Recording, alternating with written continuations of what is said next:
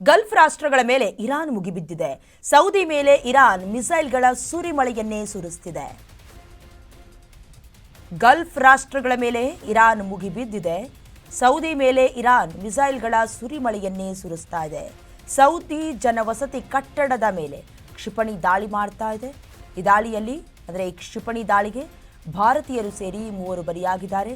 Missile ದಾಳಿಯಿಂದ ಸುಮಾರು 12 ಜನರಿಗೆ ಗಾಯಗಳಾಗಿದೆ. ಸಾವು ನೋವಿನ ಸಂಖ್ಯೆ ಕ್ಷಣ ಕ್ಷಣಕ್ಕೂ ಕೂಡ ಹೆಚ್ಚಾಗ್ತಾ ಇದೆ. ಕೊಲ್ಲಿ ರಾಷ್ಟ್ರವನ್ನ ಈಗ ಟಾರ್ಗೆಟ್ ಮಾಡಿಕೊಂಡಿದೆ ಇರಾನ್.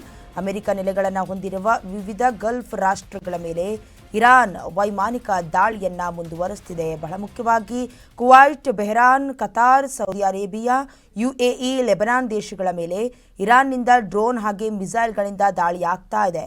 ನೆರೆಯ ದೇಶಗಳ ಮೇಲೆ ದಾಳಿ ಮಾಡೋದಿಲ್ಲ ಅನ್ನೋದಾಗಿ ಇರಾನ್ ಅಧ್ಯಕ್ಷ ಮಸೂದ್ ಪೆಜೆಶ್ಕಿಯಾನ್ ಭರವಸೆಯನ್ನ ನೀಡಿದ ಜಸ್ಟ್ ಒಂದೇ ದಿನದಲ್ಲಿ ಸಾಲು ಸಾಲು ದಾಳಿಗಳಾಗ್ತಾ ಇರೋದು.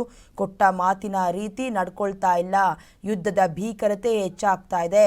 ಸೇಡು ಜೊತೆಗೆ ಒಳಗೊಳಗೆ ಕತ್ತಿ ಮಸಿತಿದ್ದಾರೆ ಅನ್ನೋದು ಬಹಳಷ್ಟು ಸ್ಪಷ್ಟವಾಗ್ತಾ ಇದೆ. ಇನ್ನು ಕುವೈತ್ ಏರ್ಪೋರ್ಟ್ನಲ್ಲಿರುವ ಇಂಧನ ಟ್ಯಾಂಕ್ಗಳನ್ನು ಗುರಿಯಾಗಿಸಿಕೊಂಡು ಇರಾನ್ನಿಂದ ಡ್ರೋನ್ ದಾಳಿ ಆಗಿದೆ.